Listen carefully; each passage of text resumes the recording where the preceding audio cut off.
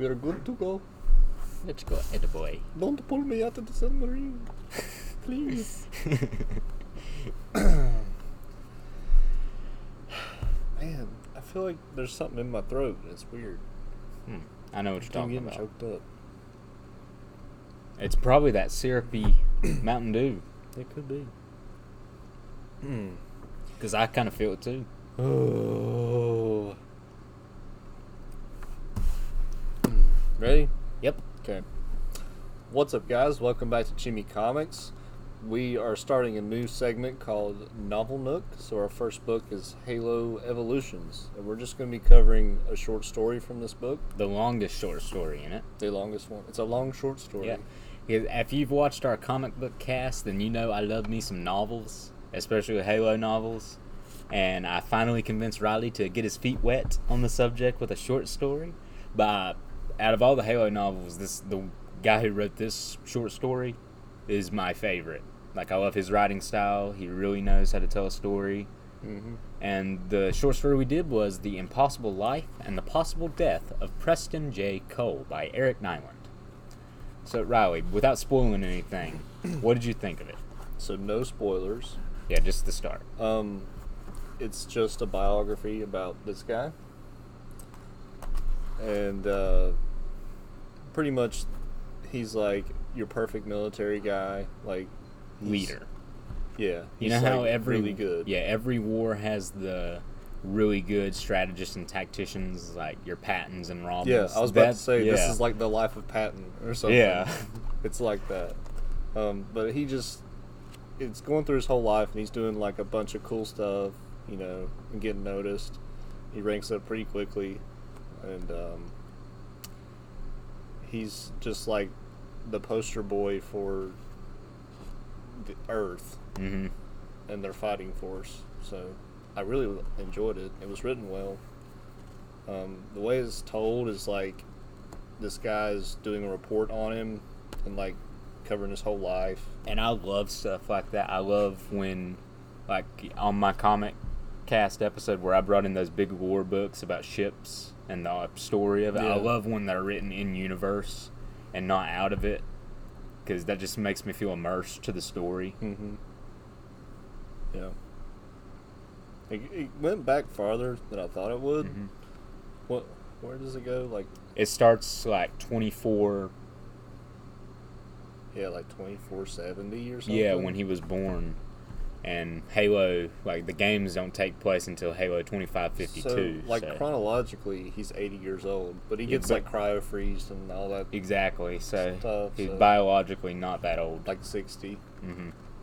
Maybe not even that. 'Cause, I mean, he was in the military a long time. That's what their guess is. Yeah. Well, yeah, but not spoiling anything. Sorry. But, yeah, I loved this short story. My favorite in all of these. Some of them come close, like Dirt was good, but I love this one because I love space battles and stuff like that, and all the combat in this one is all space battles, and him showing off all these cool tactical maneuvers.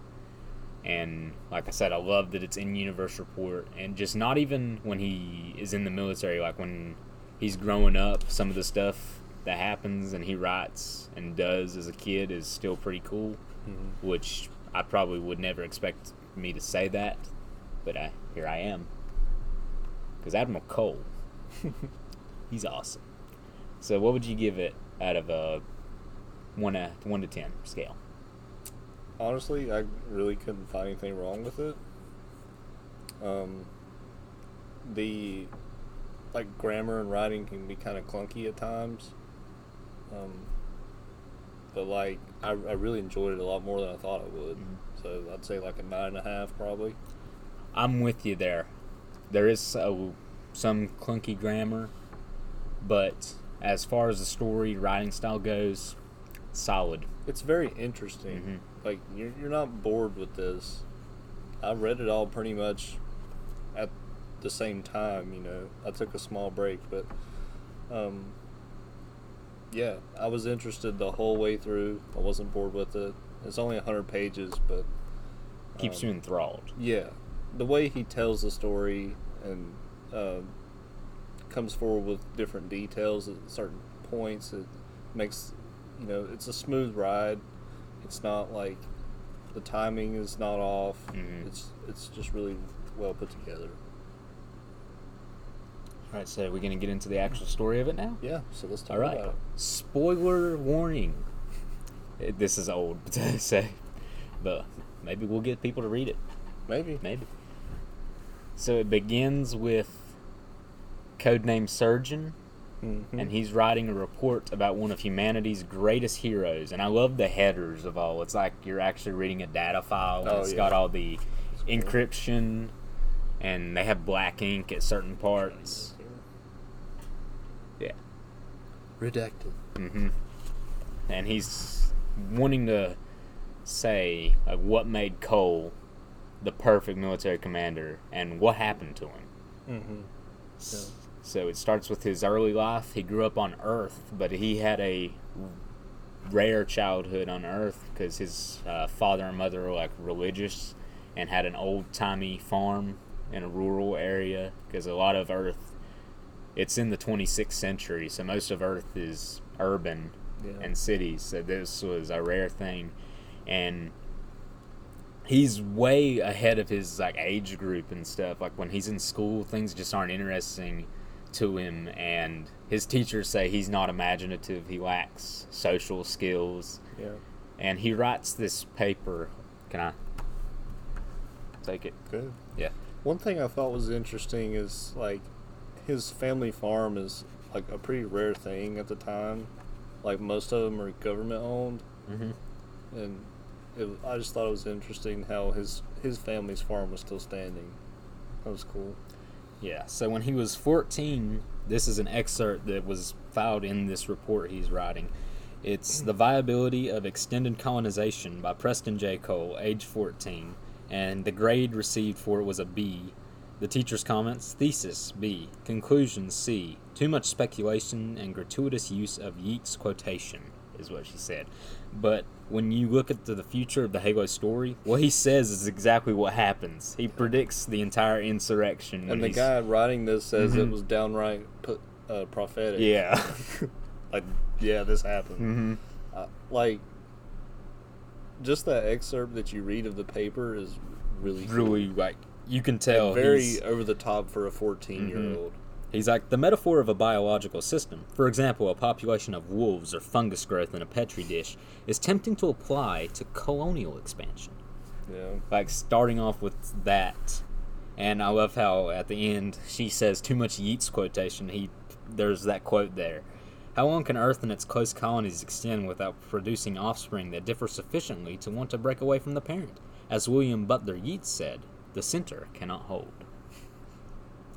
So yeah, that I think is really cool. But then right after high school, he immediately wants to get away from the farm and see space. So he enlists in the Navy. He starts out as an enlisted man. He's not an officer yet. His dream is to have his own farm off planet somewhere. He wants to... So he still wants to be a farmer eventually. But to get there, he wants to go through the military. Yeah. In his questionnaire, why do you want to enlist? Answer in 100 words or less. Humanity's future is among the stars. There is no single more important thing than to help men and women build new lives on distant worlds. I have no illusion that this is some manifest destiny, but rather it is the only logical place left for humanity to evolve. I plan to be a part of that, learn as much as possible, and then one day become one of those humans on some distant world, on a little farm of my own under a night sky full of stars that I've never before seen. Yep. So he enlists, and it's really, he is way above being just an enlisted man, because on his first deployment, on the Season of Plenty, he is a lazy officer, doesn't want to do the math for a slip space jump, which is how they do FTL, faster than light travel. Calculus. Yeah. You have to do all this calculations, or else you'll end up inside of a brown dwarf star or something. And the ensign or lieutenant, I don't remember which it was. I think ensign. Yeah, it was ensign. he hands over to Cole, tells get over here, and says, check out these numbers. And he goes, all right. And he's like speaking down to him. He's like, in case you don't recognize them, they're parameters for a Sha Fujikawa manifold collapse. And Cole just nods and takes the pad. And he just goes off and does his thing and is working on it for the whole time. But the ensign ends up doing it himself, and the captain... just to put it in perspective, what he's doing is really advanced math that most people just put in their AI, like their calculator pretty much. They just have them do it, and they don't actually do this, but Cole is doing this by hand. So it's very advanced and hard to do. Yeah. So the guy who made him do that, he ends up doing it himself, and when the captain looks it over, he's like, very good, your projections are a couple million kilometers off and will end up in a brown star. And then he ends up going over to Cole, and what are you working on there, crewman? Oh, nothing, sir, just the orders that the ensign had me doing. I'll take it from here. And he hands it to the commander, and he looks it up, and then he goes to the AI, and he goes, what am I looking at? And she's like, oh, he just invented a new way to calculate slip-space jumps. It's not as effective as what I currently can do, but... it's very close. Very close. And... yeah. That appealed to me because I'm a math guy, and sometimes in math, you can do it a different way and still get the same answer, so I thought that was cool. So, yeah, from that, he goes to OCS. Yep. Officer Candidate School on the moon. Yeah, the moon, our moon. Take the elevator. Yeah.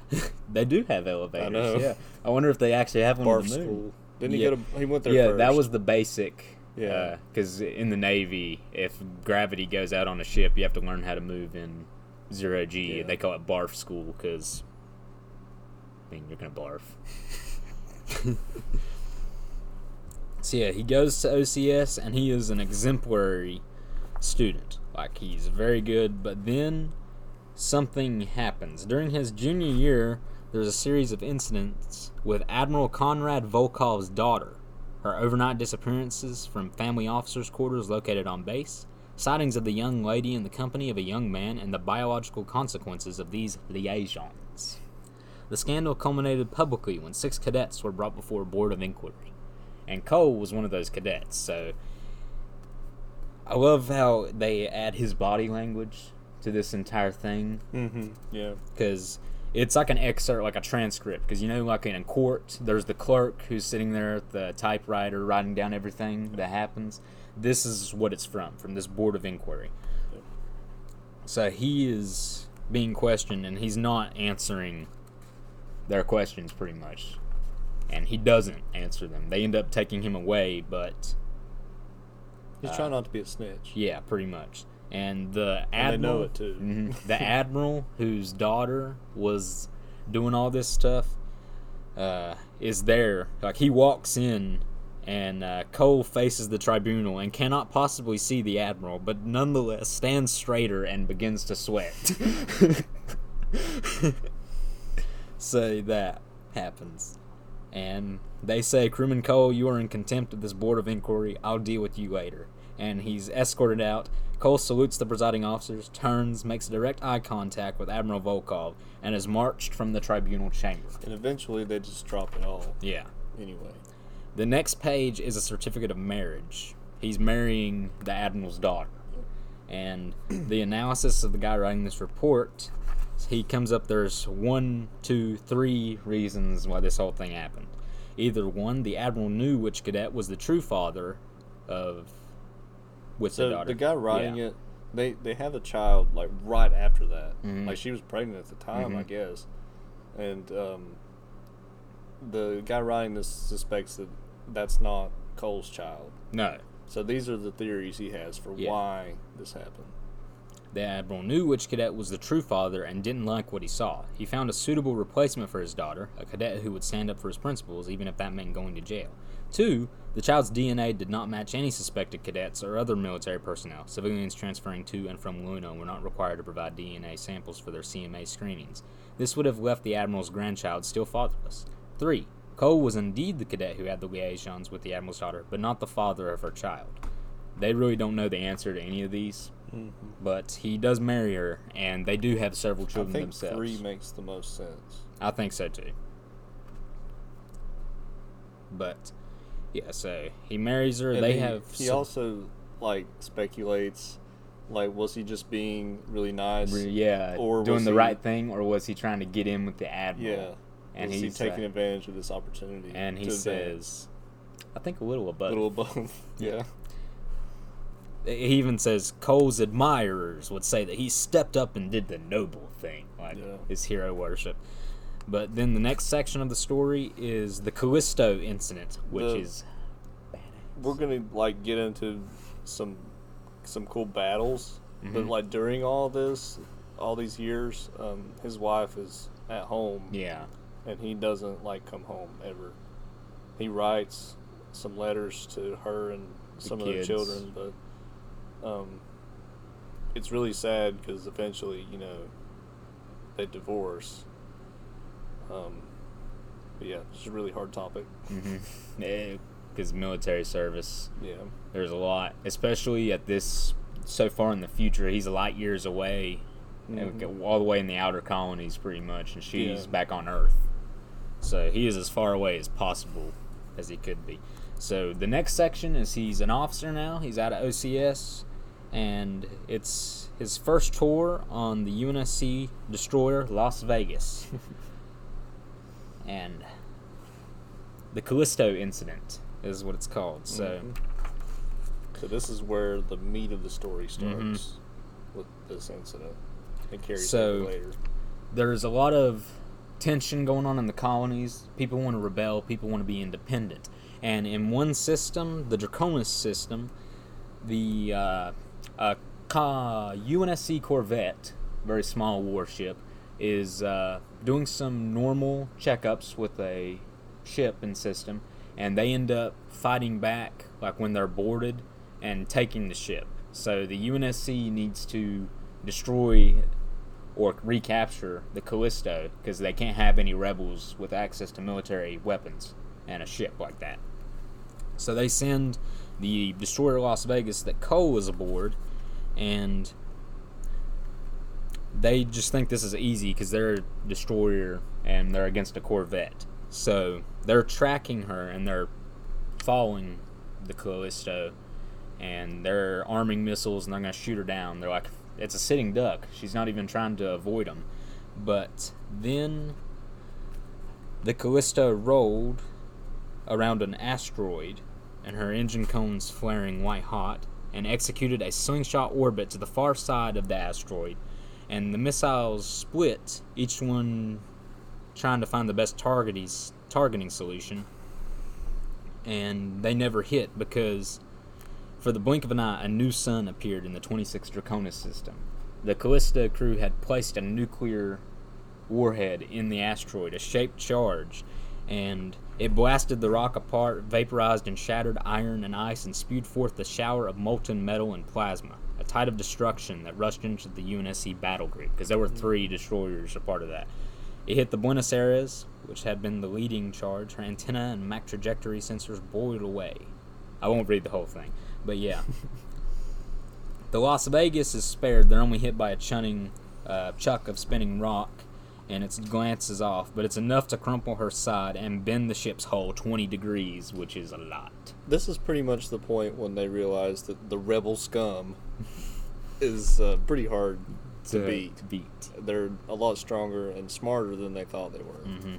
And when that hit the Las Vegas, none of the crew were really secured for maneuvers and anything. So a lot of the bridge crew are down.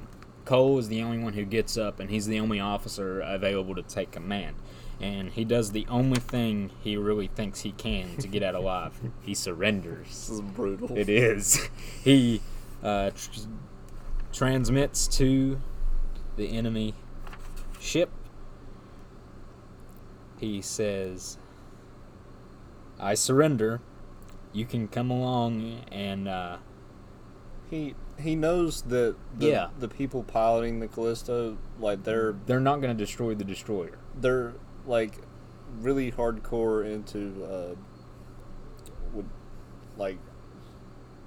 the laws of war. Mm-hmm. Like, you help people when In they distress. ask you to. He also theorizes that they can't pass up the chance to steal a UNSC That destroyer. too. Yeah. So he knows they're not going to hole him. Yeah. So he says... He surrenders, lets Yeah. him get in close, and then Yeah, jabs him with the knife. pretty much. He ordered their last missile to be put in a docking bay, not even one of the tubes. So when it comes along to board, they fire that missile right into it and blow it the crap up. And then the Las Vegas thrusters puff and match the pitch and roll of the enemy vessel, but turn so her prow faced the enemy's obliterated midsection. Missile silo doors on Las Vegas opened, and he transmits, "This is Las Vegas. You're ordered to immediately seal missile doors and open security port 347 and allow our computer to take control of your vessel. Comply or I will blast your ship in two." And that was an entire bluff, because his missile silos were empty. They'd already fired all of their missiles. He had nothing, but they fell for it. And the analysis of this was the officers didn't know whether to give Cole a medal or send him before a board of inquiry. Yeah. Because They ultimately did neither. yeah, and Cole says about this, "Surrender is quite literally no longer an option for me." Yeah, because no one will believe it. Yeah, next time he does that, nobody's falling for it. So yeah, he was quickly promoted, not without some protest, to first lieutenant and then commander, and given a small corvette to patrol the outer colonies. And he has engagements in 5 years against insurgent forces and privateer fleets, and he gets promoted to captain and received the honor of commanding the first heavy destroyer class vessel armed with a magnetic accelerator cannon, MAC, the UNSC Gorgon. And MACs are pretty much the main weapon of UNSC ships. Like, if you look at pictures of them, like artwork, they look a lot like guns, pretty much, without magazines. That's because their entire frame is built around this giant cannon that propels metal slugs with magnets. So, as in the name, magnetic accelerator cannon. And they're really simple to make, pretty much. You can, if you run a magnetic coil around a barrel, you can make a little crappy one, like a high school physics class does it. So yeah. And next section is the Gorgon versus the Bellicose.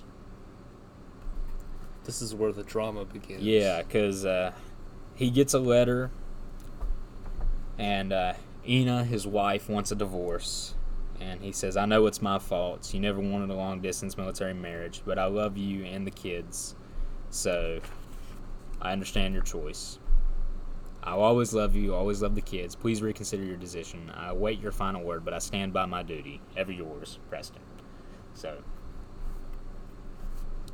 he is divorced, and he's kind of getting run down by constant military service out in the outer colonies. Like they say, his temples were tinged gray, where there had once been laugh lines. Crisscrosses of concentration now crinkled his eyes.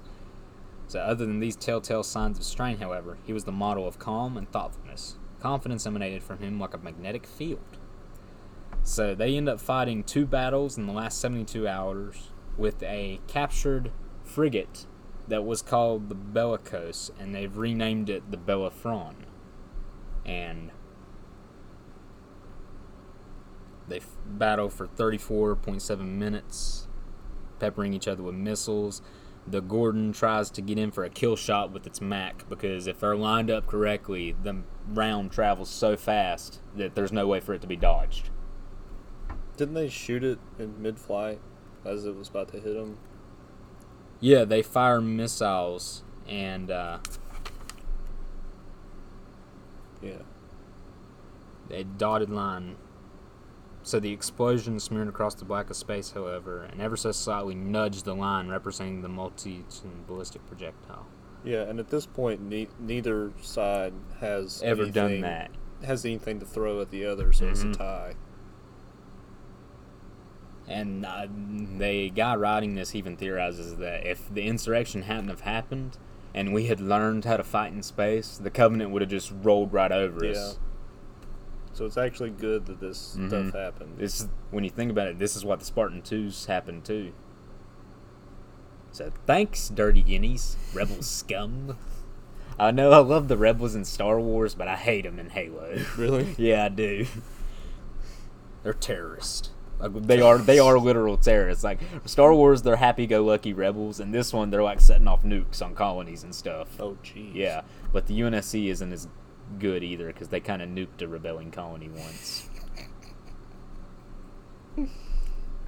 Never forget Far Isle. Oh, gosh. Is there a never forget something and everything? Yeah. Remember the Alamo. Remember Alderaan. Yeah, the innies in this go, remember Far Isle. Gosh. Yeah. So yeah, and he's sending messages after they block his Mac round and they have nothing left to throw at each other. The captain of the Bellicose is sending messages to Cole. I heard you've already used your new pea shooter twice today, so that was your third and last round. Unless you're going to load up one of your Pelicans, which is a small drop ship, in that cannon and fire that at me. Cole stabbed his fingers into the keyboard, typing back. You're out of shots, too. Your missile silos are empty. And the Bellicose says, I invite you to take a closer look. Captain Cole considered a moment and then tapped in ambiguously, not likely. Well played, Preston. We're a good match. If you ever retire from the UNSC, you might consider working for the good guys. And he replies back, perhaps you'd like to come over here and persuade me. Full 15 seconds pass, and then tempting, but another time, I think. I look forward to it. And then later on, we speculate that this is his next woman. Yeah. So piloting that ship. They, after this... But he doesn't know that. Yeah, he doesn't know that. So he gets... After this, they finally get some leave. And... Yeah, he meets her on leave. I like the letters to his brother he keeps sending. It's cool. He's like, yeah, you and Molly should come up here and, live in space and stuff. It's really cool. Yeah. So, yeah, he meets this girl named Lyra at a bar, and she's got her PhD in nuclear engineering and moved here to fish and pour drinks. My kind of lady. That's what he says. So. But he keeps having these conversations with her about, like, space flight. Yeah, he says... bouncing ideas off of her. He discussed nothing classified, just the generalities of plasma physics. And she came up with a way to boost our output by at least 5%. So, yeah. Yeah. And then he's like, oh, she's happy. She's pregnant, too. I'm happy for the first time since I can remember. I feel like I've finally gotten a real second chance out here. Then the next thing is a classified communication from Admiral Harold Stanforth to Captain Cole. And he's like, dude, subject, trouble.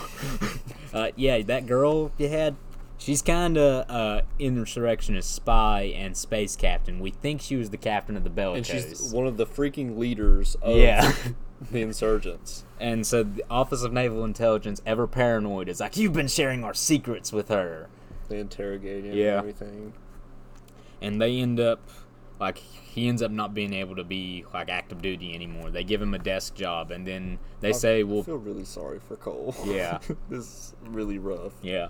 So they say, we'll give you a boost promotion to Vice Admiral if you retire. And he's like, all right. I'll do it. So, yeah. Then, like, how many years go by? Oh, yeah, and before we get into that, the last part of this part of the short story is that Battle Group Tango, comprising 4 heavy UNSC destroyers, engaged one insurgent-controlled frigate in the Theta Ursa Majoris system, January 2nd, 2504. 2 UNSC destroyers heavily damaged. Insurgent vessel known as the Bellicose lost control, was caught in the gravitational pull of a gas giant, and lost with all hands. So he thinks she's dead. Yep. So yeah. He lost the woman he loved, suffered, found a second chance at love, and lost it all again. This really is a space opera. It really is. And it breaks Cole. Oh yeah, the guy writing this is really high up in ONI, and he writes a note to self. Find those fool interrogators and transfer them to Kelvin Research Station on Pluto.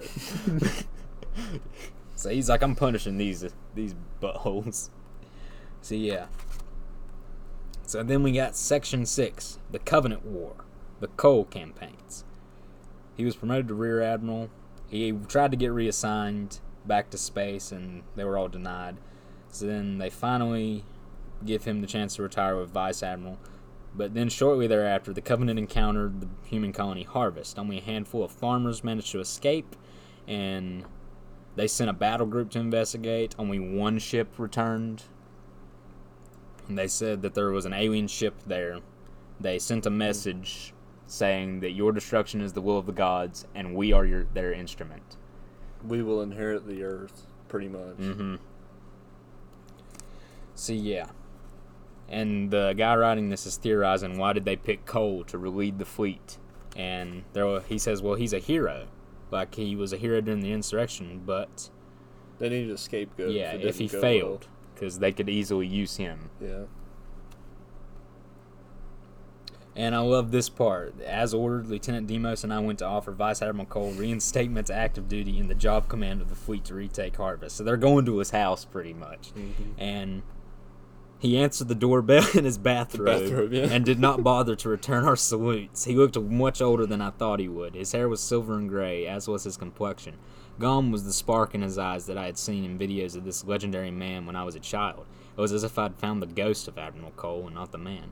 He did, however, read the situation report with interest, not flinching when he got to the part about the Heracles and how easily the enemy destroyed her counterparts. Demos suspects he was drunk, a supposition supported by several empty bottles of finished black vodka in the living room. I believe Cole's mind is as sharp as ever, though. Everywhere on the premises were these stacks of books, real paper books, which I love that little world-building part because this is so far in the future. They probably don't use paper a lot. Mm-hmm. It's all data. But yeah, I love if he says that. On military histories and naval battles. And then he says, like, the title of one of them was so advanced yeah, that he barely even understood what it was about. I had difficulty time even understanding the titles of, like, reunification matrices of Hilbert fields within spiral unbounded singularities. Which he will use later. Yeah. He will. After reading the situation report twice, the Admiral poured himself a drink and offered one to Demos and myself. For politeness' sake, we took them. Cole then said, 3 divorces, a clone liver, 2 heart attacks. Not much left to me, boys. Like anyone can help with this slice of Armageddon. But okay, I'm in. He sat aside his drink untouched and added, I think you need me as much as I need this. He got up to get dressed. When he emerged from his bedroom, he was in uniform and clean-shaven, transformed from the shade of a man we had seen before. He seemed taller somehow. And tougher. By reflex, I suppose, Demos and I stood at attention and saluted. Cole took command, issuing orders, asking what capital ships were available, rattling off the specifics of the staff he wanted, AIs that he would need, and then requested all the intelligence reports Oni was holding back, just like you said he would. So, pretty much when that happens, Back in Black plays automatically. Yeah. Just cause. He's Tony Stark. Yeah. I like this part when he gets there. He's like, I can see it in their eyes. They believe that the Admiral Cole is leading them into victory. Mm-hmm. So he's like... Maybe, but regardless, the truth of the matter is I will also be leading them straight into hell. Yeah, but, like, he's recognizing how people look up to him. Mm-hmm. And, like, they pretty much think that we can't lose if Admiral Cole is leading us. You are correct. So, yeah. Just so you know, though, some of you may die, but that's a sacrifice I am willing to make. Oh, man. Not many live. They have 44 ships. This is the biggest fleet ever assembled in human history. They come into the Epsilon Indy system, where Harvest is, and they have 1 enemy ship. The Covenant warship had sweeping organic curves, an odd purple phosphorescence, and was patterned with glowing red ovals and lines. The whole thing looked like a sleeping deep-sea creature of gigantic proportions. 2 kilometers long, 1 wide, Cole said, energy readings off the scale. Increased battle group velocity to 3/4 full, Cole told one of his adjutant officers. So he's accelerating. They're going to attack. This is the first contact, right? Well, no. This is...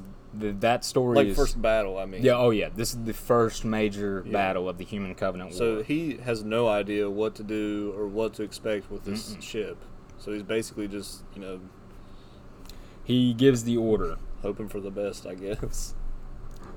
40 comets flared in the dark as the group accelerated toward the Covenant vessel parked in orbit over Harvest. Fire at will, Cole said. There was no emotion in his voice. He stared at the tactical board, watching and waiting. Mac rounds streaked through space. Strikes of molten tungsten alloy impacted the Covenant shields. The veil of energy shook about the alien vessel and shimmered and resonated, but not a gram of metal touched its hull. Hundreds of Archer missiles fired and filled the vacuum between the opposing forces, blanketing the enemy ship with fire and thunder, but not a shred of shrapnel scarred its surface. 2 curved lines on the Covenant flanks wavered and pulled free, oscillating through space. They enveloped ships on either side of Battle Group X-Ray. Plasma tore through 2 meters of Titanium A armor, and I'm going to stop here. If you want to see the best image of what Covenant plasma would do to a ship, the movie Starship Troopers, there's a scene in it where their ships are orbiting above the bug planet, and the bugs are shooting plasma up in, and the effects are really good. You can see the metal boiling and melting from the plasma, and it's sticking to the surface and just burning through. It's really cool. So if you need a visual aid, that's where I got it, and that's how I always imagine it. So when their entire fleet fired at this ship with everything, their best weapons, the MAC cannons, Archer missiles, does nothing. It fires back, and just 2 UNSC destroyers are dead, completely destroyed, nothing. And their ships start going down. "Nukes have no effect on the vessel, sir," said one officer shouted. "Sacramento is down, as is Lance held high, and Cole is remaining impassive." And the Covenant ship fires again. "The Theris, Austerlitz, and Midway destroyed. My God!"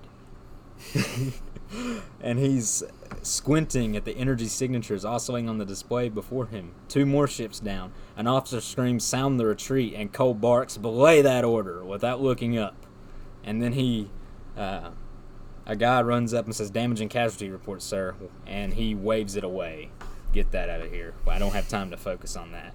He opens up a channel to the entire fleet and says, "Accept new course inputs. Accelerate to flank speed. Ready another salvo of MAC rounds. Segment, we need an Archer missile solution on target 0.1 seconds after those MACs. Then a second firing solution for a salvo of nuclear detonation 0.2 seconds after initial impact." Basically, he's recognized that they have a shield system, so he's trying to open up the shield with the little rocket things and then launch the nuke inside the shield. So when the shield closes up, it'll focus the energy right onto it. Yep. And I love, they ask him, the firing solutions acquired. Input solutions, Slave Master firing control to Everest and Lock. "How many of the Archers, sir?" the chief weapons officer asked. "How many Shivas?" Cole glared at the man like he was crazy. "All of them, Lieutenant." "Aye, sir. Solutions locked and ready to fire on your order." So he nods, laces his hands behind his back, and studies the tactical board as they inched along their new trajectory. And then they fire, and I love when he's about to do it and he's like, "Fix bayonets." yeah, exactly. The report says that he Gettysburg. says no, it's so silently that only the microphones on the bridge picked it up. Yeah. And his little all-or-nothing gambit pays off, but out of 44 ships, they lost 13. Basically, what that quote means is when in the Battle of Gettysburg, the Union was on their last stand. They had no ammo. Yeah, no ammo left, and the guy says, "Fix bayonets," and they Run charge down the hill and win. And so that's what he's talking about. And thinking about what time period this is in, they are a lot farther from that time than we are. So the fact that he's referencing that is like us referencing something from Rome. Yeah. Yeah. Like quoting a Roman. Yeah. So I just thought that was cool. So yeah, that is the first Battle of Harvest, 44v1. The 44 won, but lost 13 ships in the process, and that's pretty much how most of these engagements go. He engages, he brings a lot of ships, he loses so many of them, he says almost all of them, pretty much, and he's getting worn down by it, because, he's losing so many men to do this, and they keep sending him out there, they keep giving him more ships, keep giving him more support, and he just keeps losing it all while he's winning. The entire war, I like to say the Human Covenant War before 2552 was the longest delaying action in human history. Because he'll win and destroy a fleet somewhere, but then he'll go off to chase another one, and when he's not there, they'll come in and glass the planet he was defending, pretty much. Mm-hmm. So they're getting pushed back. And he develops, after 5 years, what is called the Cole Protocol. Yeah. The Cole Protocol states that the Covenant cannot get their hands on any navigational data. They can't get any AI, and if you encounter Covenant and need to retreat, you have to do a random slip space jump to somewhere before going to any human population center, inner colonies, or Earth. So they develop that, and that starts buying them more time because the Covenant can't track their worlds anymore easily. So yeah, he's fighting until 2541, I think. Yeah, it's quite a while. Yeah, he fights from 25 to 41. Yeah, But eventually, 2543. Yeah. Eventually, they get into that really big battle, like the biggest one yet. Mm-hmm. And he That's requisitions. the one where he gets like that whole like the biggest fleet ever assembled to go charge against him, and he asked for all that stuff. Yeah, he wants 600 tungsten layer titanium A plates, radiation absorption rating 5, and an additional smart AI sealed and unbooted because current AI is operating at 68%. He orders 105 Shiva nuclear missiles, 2,400 Archer missiles, 45,000 blocks of ammunition for his point defense systems. Basically, a lot of cool stuff. Yeah. And he's gonna blow them up. Pretty much. But like when they're in the battle, like it's not going that well. Like, I think you don't know as much about the space battles as I do, because I see this and I think it is going very well. Well, I mean, yeah, but like there's still a lot of them left compared to what like he's doing well, but it's not going to last forever. Yeah, I see what you're saying. So like basically his plan is when they reach them, they're at a planet like a gaseous planet, a gas giant, yes. And one thing he does before that, well, a week before, they've been tracking this Covenant fleet, and they have stealth ships preparing the battle. So he set it up. Yeah. And he prepares. Here's one thing human ships cannot do that Covenant can. They can jump to slip space when they're on the edge of a system, but they can't do it when they're inside of a system because there's too much gravity and stuff, and they're not accurate enough. The Covenant can. Well, he does it here. Like some of his ships don't make it and get left behind. Like they come out too far away and get destroyed, but he does make it. Oh, and it left like a big shockwave too. Because like, the radiation. Yeah. Here we are. But like his plan is he takes the whole fleet and splits them off. Splits off around this planet. And he expects the Covenant to do the same. Yeah, so they split. But so they're both going around each side, but then the right side goes over the planet to the left side. So all of the UNSC is right here on this left side. And they're only facing half of the enemy. Yeah, so they take out that half, and then the other half is left to like kind of catch up later. And at this point, a new fleet arrives on the system. It's a bunch of older UNSC warships, completely new designs, civilian ships with missiles latched on. But the flagship is the captured Bellerophon, now the Bellicose, that was thought to be destroyed. So his woman ain't dead. So that helped a lot. With them coming in to help.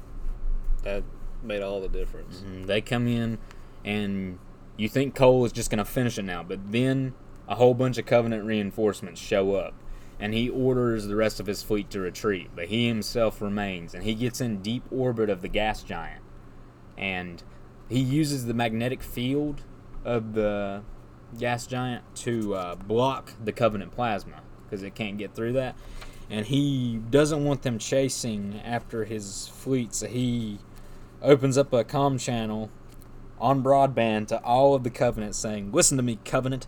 I'm Vice Admiral Preston J. Cole, commanding the human flagship Everest. You claim to be the holy and glorious inheritors of the universe. I spit on your so-called holiness. You dare judge us unfit, after I have personally sent more than 300 of your vainglorious ships to hell? After kicking your collective butts off harvest not once but twice? From where I said we are the worthy inheritors. You think otherwise, you can come and try to prove me wrong. So he calls them out. He lets the rest of the fleet escape, and he's like just talking trash so that they'll all converge on him.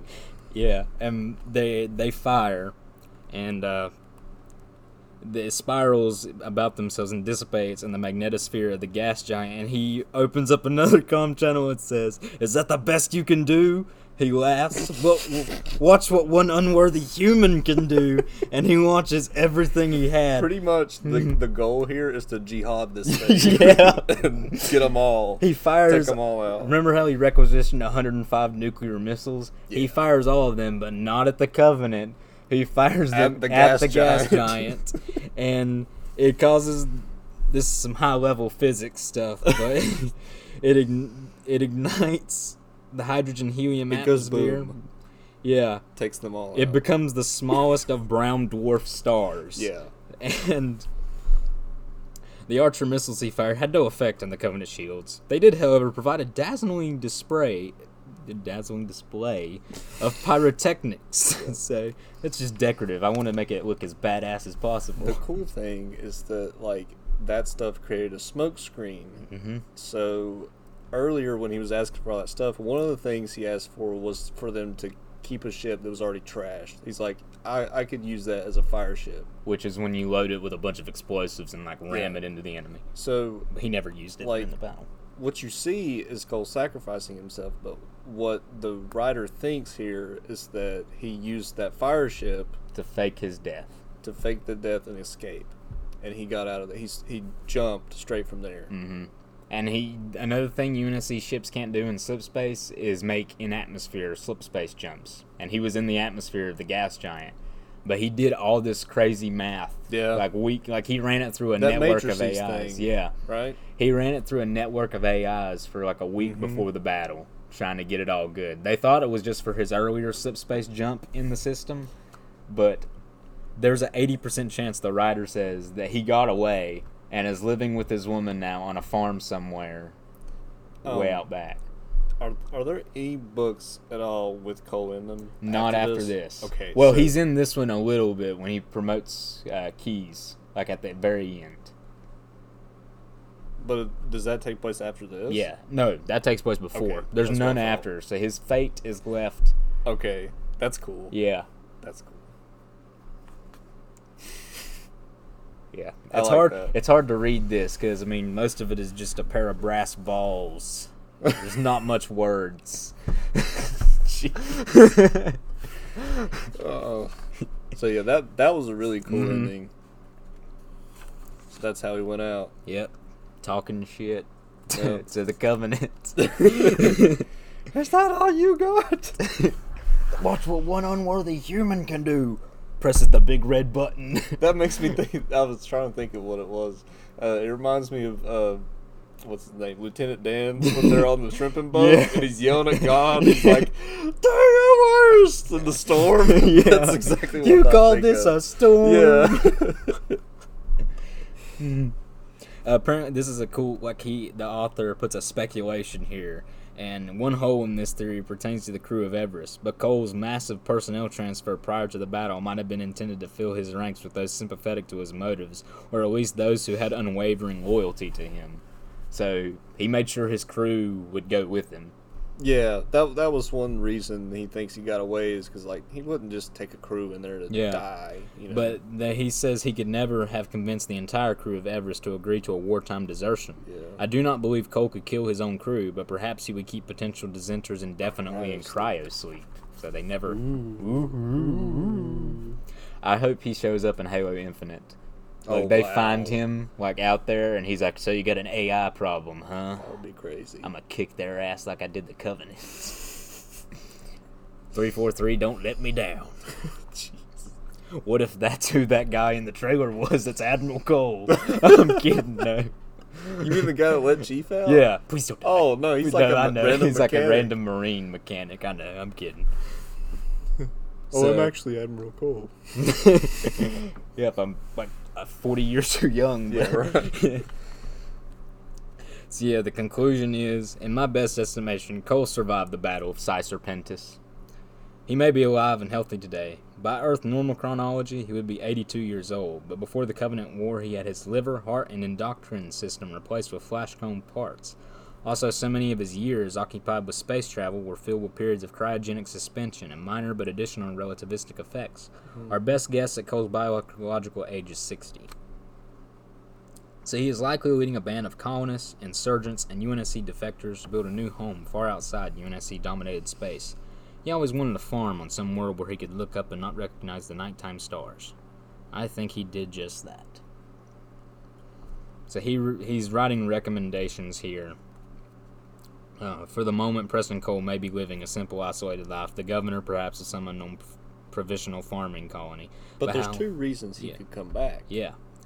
The insurgency may rise again, especially dangerous given the UNSC's weakened post-war status. And the Covenant, to the best of our limited intelligence of their culture, is in utter chaos now that their religious hierarchy has been removed.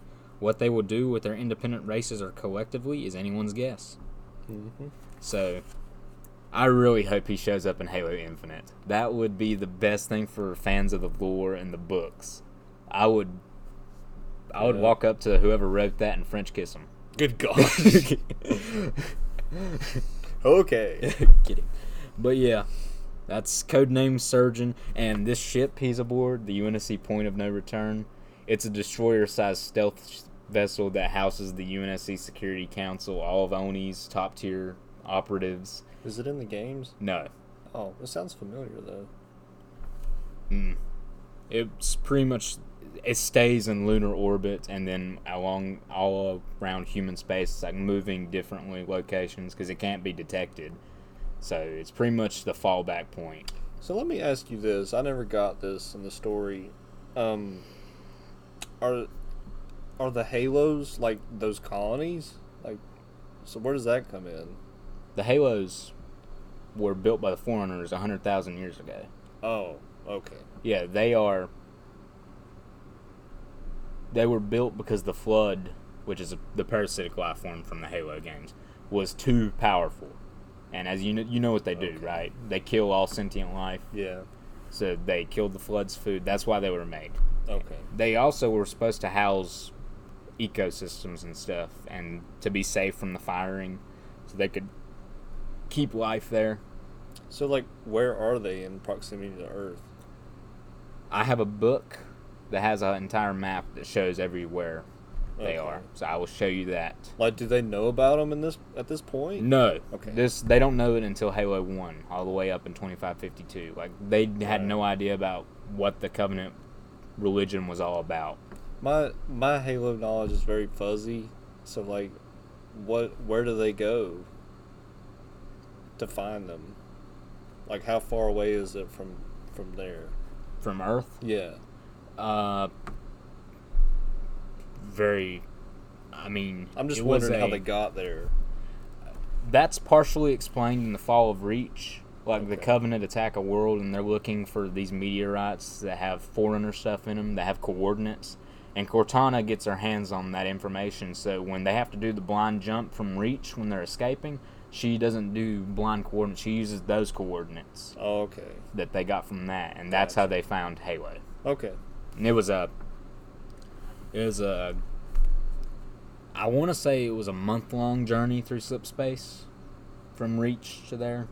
For the Covenant, it was only 12 hours or so. So they got there pretty quick because their slip space drives are so much better than the UNSC's. They're like a hypodermic needle when they open it up. The UNSC is like a sledgehammer, brute forcing it. But it works. So yeah.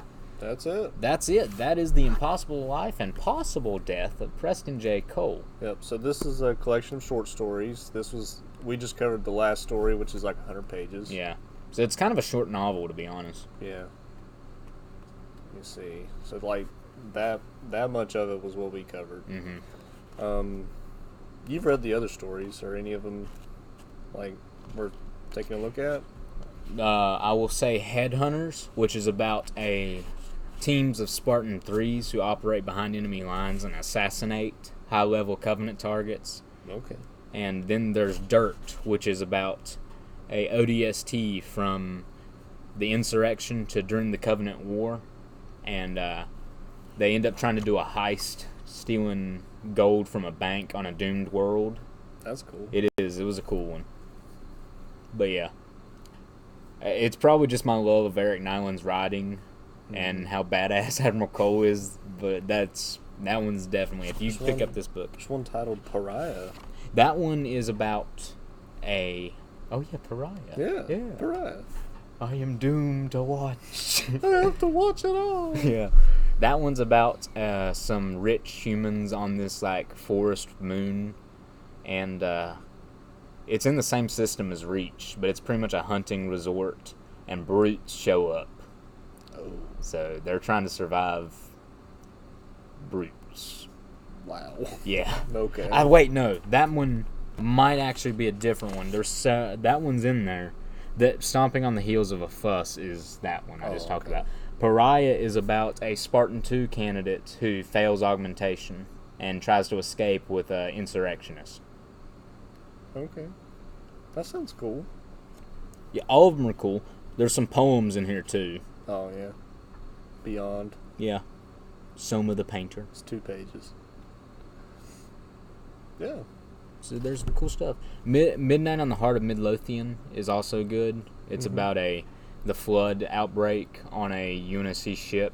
And this one guy, like, he goes under for a surgery, and when he wakes up, everyone's gone. And he has to, like, get to the AI and stuff. Dang. It's pretty cool. So, yeah. There's some of the different books, too. That's cool. Yeah, we spent an hour going over all the Halo books, wondering which ones we wanted to do. The good thing about these is they're super cheap. This one's $6.99. Probably cheaper now, because I got that years ago. Yeah. So, probably on thrift books, maybe $3.99. Thrift books I was looking at, they were all $3.99 for the most part. So and they're good reads. I'll probably be grabbing a few of those. So yeah, I look forward to doing more of these. Yeah. I thought we were just going to do a bunch of like random things, but I would like to just stick with Halo for a while. I am 100% down for that. I know you are. How many times have you read this? That short story, yeah, I've read it probably 5 to 8 times. Okay. You know how you have your favorite movies, like first Spider-Man movie, you can watch it anytime. I can read the Cole story anytime, and I can read Fall of Reach anytime. The most I've reread something is like 2-3 times, maybe. I don't know what it is. I'm crazy, man. Well, part of it is I have so many books to read. You do. I don't go back. I pretty much had all my Halo books throughout middle school, and I would just read them, and during that time period, there weren't a lot being released, so I would just reread them. That I get, and I used to be that way with movies, because we didn't have that many movies. We didn't often buy them. We just rented. So, like, when we bought a movie, I watched it a lot. I've seen Spider-Man, like, so many times. Just because of that. You can quote the entire... Okay, he's seen it so much that he saw it on TV once, and it was played at a different speed to fit. Like, the fight scenes were sped up. They sped up the action sequences, and I could tell. Didn't look right. He's like, someone's been messing with my Spider-Man. Spider-Man! That's cool. Yeah, that's the Headhunters. Oh, okay. Yeah, as you can see, he literally has an elite's head. You want to show the audience? Yeah, that's cool. Dang. That's some good art. They actually animated that story. Oh, really? Yeah. Where? On YouTube. Oh, okay. You want to watch it? Is it like... It's not part of the shorts? No, it wasn't. Okay. Are those good? They are. Okay. But yeah. It's more anime inspired, but you watch Dragon Ball and Red Mango, so... Yeah. You like it. So that's that. That's that. We're going to be doing more Halo novels. If I've got a big list. Yeah. So. Hopefully this goes over well with viewers. But yeah. I hope you guys enjoyed.